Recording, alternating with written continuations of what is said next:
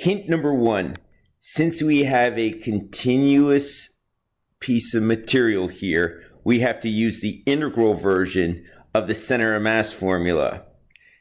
The integral version says we're going to take the sum of all of the infinitely small dm's and we're going to multiply that by the x coordinate of the center of mass. That's the unknown. That's what we're trying to find.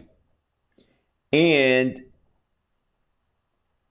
that's going to be equal to the integral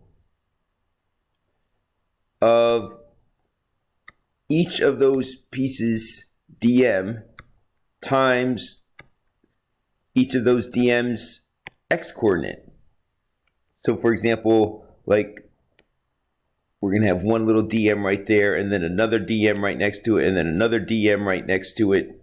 So if we looked at one of those dm's, this little piece of mass right there, that dm has its own x coordinate. And what we have to do is we have to multiply that little piece of mass times its unique specific x coordinate.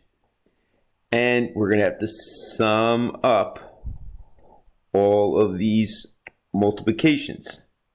But usually we don't write the integral like that. Usually it's written integral dm times x center of mass equals the integral of x dm. And again, we're taking the sum, the integral of all of these multiplications. But we don't have to put those parentheses.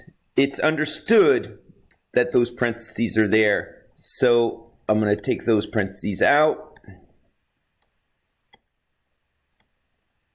And now I have the integral version of the center of mass formula. This is what you have to use.